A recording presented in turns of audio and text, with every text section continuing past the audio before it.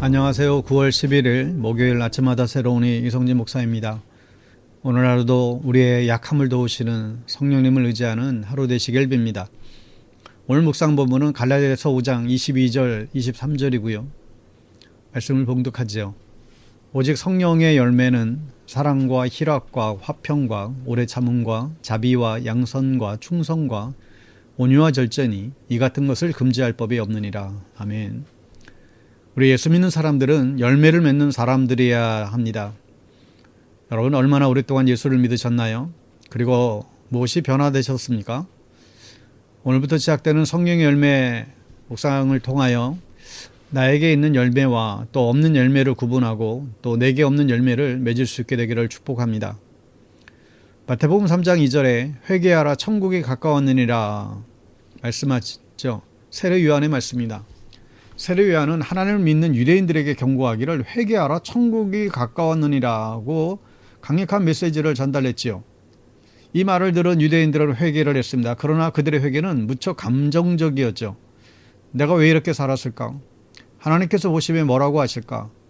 그들의 회개는 마음속에 찔림이었습니다.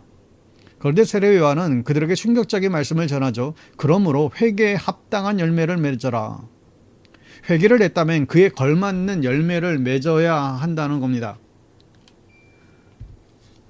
사과나무는 사과가 열리기 때문에 사과나무죠.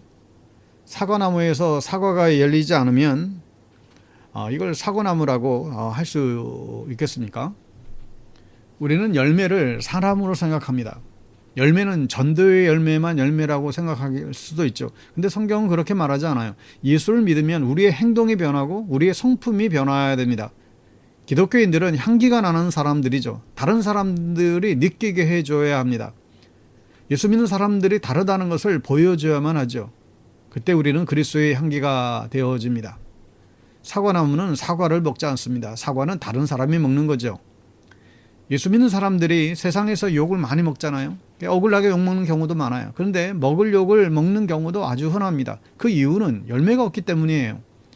세상 사람들이 예수 믿는 사람들의 열매를 보고 느낄 수 있게 해줘야만 합니다. 열매가 있어야 주님과 세상의 칭찬을 받을 수가 있죠.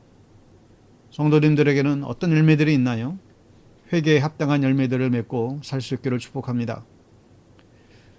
우리는 예수 믿고 나서 우리의 행동과 성품이 바뀌기를 기대하죠. 그런데 이게 쉽지가 않아요. 교회를 다녀도 내 고집과 내 성질은 어딜 가지 않습니다. 성격은 정말 잘 바뀌지 않습니다. 왜냐하면 타고나는 것이기 때문이에요. 그러나 사람이 타고난 대로 살지만은 않잖아요. 변화될 수 있습니다. 저는 예수 믿고 성품이 완전히 변화된 사람들도 여러 보았습니다. 어떻게 하면 열매를 많이 맺고 살 수 있을까요? 요한복음 15장 4절에 내 안에 거하라 나도 너희 안에 거하리라. 가지가 포도나무에 붙어있지 아니하면 스스로 열매를 맺을 수 없음 같이 너희도 내 안에 있지 아니하면 그러하리라.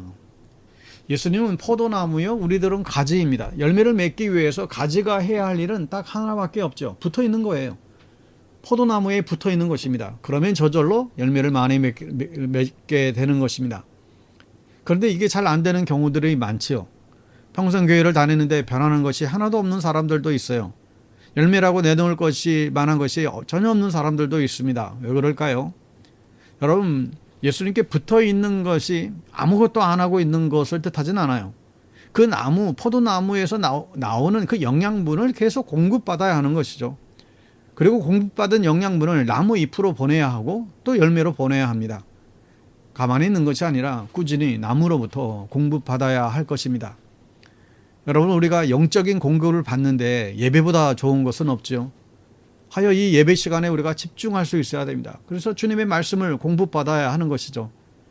우리가 예배 시간에 다른 생각, 잡념에 빠지지 말아야 됩니다. 오직 주님께 집중하고 또 주시는 말씀으로 내 영혼을 자라게 해야 할 것입니다. 오늘 본문에 갈라디아서 5장 22절 23절에 보면 오직 성령의 열매는 사랑과 희락과 화평과 오래 참음과 자비와 양선과 충성과 온유와 절제니 이 같은 것을 금지할 법이 없느니라. 여기 정말 중요한 단어가 나오잖아요. 이 열매는 성령의 열매라는 거예요.